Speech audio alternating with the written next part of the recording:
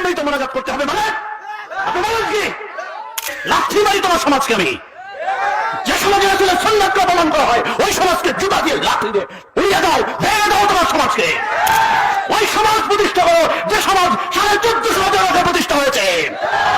System আমারে বসায় রেখে আপনি কি বেদাতি দোয়া করতে যাচ্ছেন? বেদাতি কাম আমারে বসায় রেখে করা যাবে না, এগুলো পাগল ছাগল মনে করার সুযোগ নেই, ঠিক আছে? আমাদের যে সম্মিলিত মুনাজাত নিয়ে হুজুরদের দোয়া করা নিয়েও অনেক বিষয়ে ভুল চিন্তা ভাবনা মাথায় ঘুরপাক খাচ্ছে। এই ভিডিওতে সমাধান হবে, ভিডিওটি মনোযোগ সহকারে শোনার অনুরোধ রইল আর বেশি বেশি শেয়ার করে দেন। চলুন আলোচনাটি শুনে আসা যাক। কিসের দোয়া?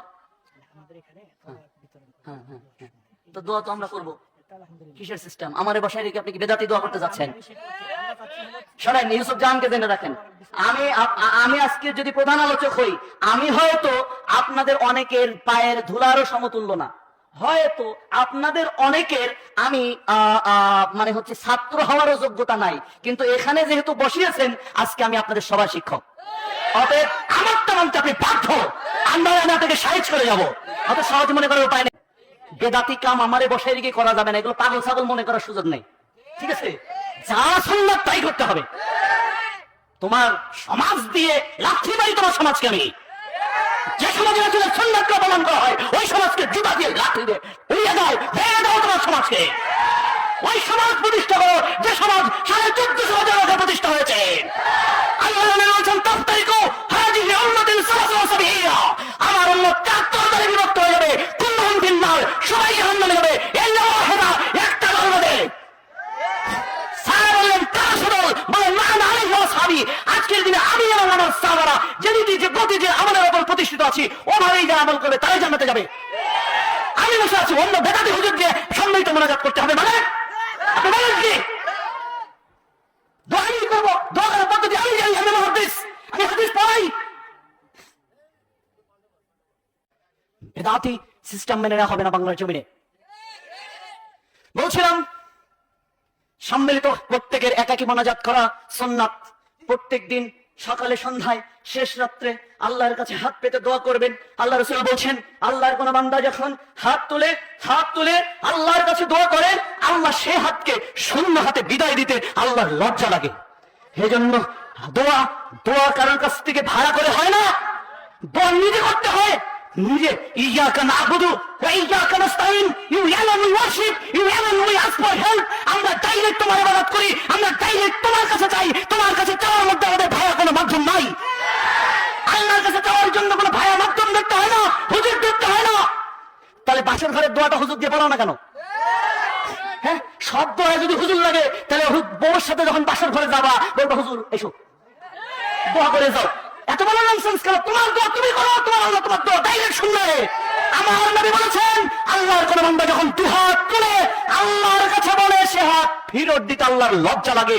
হতে পারে সে অনেক বড় গুনাহগার, কিন্তু আল্লাহ জানে সে আমারই বান্দা, আমি ছাড়া তার কোনো রব নেই, সে ছাড়া হয়তো আমার অনেক বান্দা আছে কিন্তু আমি ছাড়া তো আর হাত পাতার জায়গা নেই, এই জন্য তার কোনো ভায়া মাধ্যম লাগে না। আমরা সালাতে বলি ইয়াকা নাবুদু, আমরা ডাইরেক্ট তোমার ইবাদত করি, ওই ইয়াকা নাস্তাইন, আমরা সরাসরি তোমার কাছে ভায়া মাধ্যম ছাড়া সাহায্য চাই। তোমার কাছে চাওয়ার মাধ্যম লাগে না, ভায়া লাগে না, এজন্যই তো আমাদের দেশের আল্লাহর কাছে ডাইরেক্ট যাওয়া যায় না, পিঠ ধরতে হয়। হ্যাঁ, কেন পিঠ ধরতে হবে? তুমি আল্লাহর বান্দা, আল্লাহ তোমাকে সৃষ্টি করেছে। আল্লাহ বলেছেন তোমার যদি সমস্যা থাকে তাহলে তুমি কি করবে?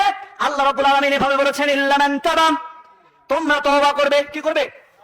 তওবা করবে। ওয়া আমানা আমালান সালিহান, নেক আমল অব্যাহত রাখবে। ফাউলাইকা ইউবাদদিলুল্লাহু সাইয়্যাতিহিম হাসানা, তখন আমি তোমাদের অতীতের সব গুনাহকে নেকি দিয়ে পরিবর্তন করে দেব।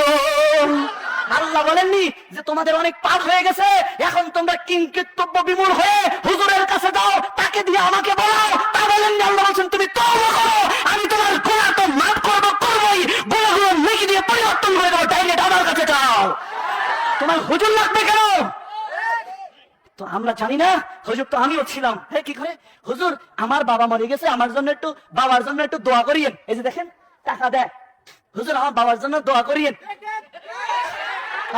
আর আমি বলি রব্বির হামহুমা কামা রাব্বায়ানি সগীরা, আর সকল বলে আমিন। আমারে টাকা দিয়েছে, খাবার দিয়েছে, আর দোয়া কবুল হয়েছে আমার বাপ মার জন্য, তোর ঘরে ডিম হয়েছে। এই রব্বির হামহুমা কামা রাব্বায়ানি সগীরা, এটা কি আল্লাহ হুজুরকে শিখিয়েছে না আল্লাহ পিতামাতার সন্তানকে শিখিয়েছে?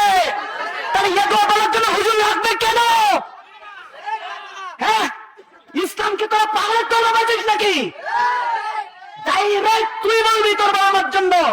হুজুর বললে দোয়া কবুল হতে পারে নাও পারে, কিন্তু সন্তান যখন পিতামাতার কাছে বলবে সাথে সাথে দোয়া কবুল করেন কে?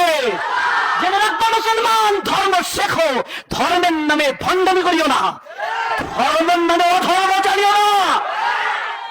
তুমি বলো কি আজকে আমাদের হুজুররা অমুকের বাপের কবরের ধারে কি কান্না জানলো, নিজের বাপের কবরের পাশে একদিনও যায় না। তোমার বাপের কবরের পাশে কাঁদে কেন? তোমার পাল্লে। হ্যাঁ, তুমি হুজুর দিয়ে দোয়া করো কেন? আল্লাহর নবী বললেন সালাম ইযা মাতাল ইনসানু ইনকাতাম আনহু, ইসলাম তোমাকে শিখিয়ে যায় ইযা মাতাল ইনসানু ইনকাতাম আনহু আমালুহু ইল্লা মিন সালাসাতিন ইল্লা মিন সাদাকাতিন জারিয়াতিন আও ইলমিন ইনতাফাউ বিহি আও ওয়ালিদিন সালিহিন, রাহুল বুখারী ও মুসলিম। বুখারীর 213 নম্বর পৃষ্ঠার 8 নম্বর লাইনে আল্লাহর নবী বলছেন, মানুষ যখন মরে যায় সব আমলের দরজা বন্ধ করে দেওয়া হয়, কিন্তু ওয়ালিদিন সালিহিন, কোন সন্তান যখন তার পিতামাতার জন্য কিছু বলে আল্লাহর দরবারে সাথে সাথে কবুল হয়ে যায়, এমনকি মরার পরে কবরেও নাকি চলে যায়। হুজুর লাগে না, পিতামাতার জন্য সন্তানকে বলতে হবে, আর সন্তানের জন্য পিতামাতাকে বলতে হবে। আল্লাহর নবী পক্ষান্তরে বলছেন সালাসান দাওয়াতুল্লাহ তুরাদ্দু, 3 শ্রেণীর মানুষ যখন আল্লাহর কাছে কোনো কিছু বলে দেয়, আল্লাহর নবী বলছেন লা তুরাদ্দু, আল্লাহ এভার নেভার রিজেক্ট দেয়ার দোয়া, আল্লাহ তাদের দোয়া কোনোদিন ফেরত দেন না। এক হচ্ছে দাওয়াতুল ওয়ালিদি লিওয়ালিদিহি, কোন পিতার মাতা যখন তার সন্তানের জন্য যা কিছু বলে, নবী আমার বলছেন আল্লাহ সব কবুল করে নেয়। পিতামাতাকে যেমন হুজুরের কাছে যাওয়া লাগবে না, তার দোয়া ডাইরেক্ট আল্লাহ কবুল করে, কোন সন্তানকেও হুজুরের কাছে যাওয়া লাগবে না, তার দোয়া আল্লাহ ডাইরেক্ট কবুল করে, বলেছেন কে? আল্লাহ। অতএব আমার ভাইরা, আজকে আমরা দোয়া শিখে নাই। আমরা মনে করি একজন বলবে, এই অধিকাংশ সময় কি আমি বলি রাব্বির হামহামা কামা রাব্বায়ানি সাগীরা, তাহলে এটা তো আমার বাপের উপকার হয়েছে, তোমার কি হয়েছে? আর তুমি কইছো আমিন, তাহলে তুমি আমার টাকা দিলা, খাওয়ান দিলা, আমিন বললা, আমার বাবা আমার উপকার হলো, আর তোমার বাবা আমার ঘোড়ার ডিম হলো। হ্যাঁ, তোমার রব্বির হামহুমা কামা রাব্বায়ানি সাগীরা তোমার মুখ দিয়ে বলতে হবে, এটাই আল্লাহ শিখিয়েছেন, ঠিক না? অতএব দোয়া শিখো, সকাল দুপুর সাঁঝে একটা সময় হলেও হাতখানা তুলে আল্লাহর কাছে মনের খবরগুলো বলে দাও, আল্লাহ তোমার দোয়া কবুল করবেন, আল্লাহ ওয়াদা দিয়েছেন। খালি কবুল করবেন না, আর দোয়া, আমার নবী বলছেন আর দোয়া হুয়াল ইবাদাত, তোমরা দোয়া করবে, কারণ দোয়া তো দোয়া না, দোয়া ইবাদত। দোয়া কি? দোয়া কি?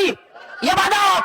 কিন্তু ইবাদত যদি হুজুরের নিয়মে করা হয় তার নাম হয় বেদাত, আর ইবাদত যখন রাসূলের নিয়মে হয় সেটার নাম হয় সুন্নাত। আর দোয়া হল ইবাদত। দোয়া কি? ইবাদত। আবু দাউদের 2404 নম্বর হাদিস, দোয়া হলো ইবাদত। অতএব দোয়া করুন আপনার ভাষায়, দোয়া করুন আপনার আল্লাহর কাছে। আপনি দোয়ার মধ্যে ভায়া মাধ্যম নেওয়া যাবে না, যেমন স্বামী স্ত্রীর সাথে যাওয়ার সময় দোয়াটা হুজুর দিয়ে পড়ালে ভেজাল লাগবে, কারণ আপনার জায়গায় অন্য লোক চলে যাবে। হ্যাঁ, এইটা যদি বুঝেন তাহলে আপনার দোয়া অন্য লোকের দিয়ে কবুল করানোর ব্যবসা বাদ দেন, যারটা সে করেন। হ্যাঁ, কি বলেন? সমস্যা কি জানেন?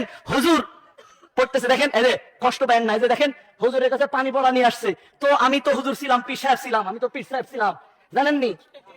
হ্যাঁ, তো এই যে দেখেন, এই আমার কাছে হাজার হাজার মানুষ আসতো, তো এভাবে আমাদের গোমরটা কেমন ছিল দেখেন, এই যে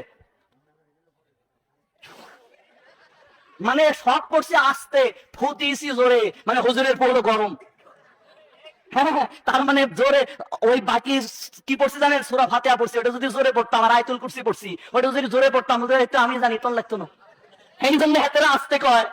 হ্যাঁ, বুঝছো?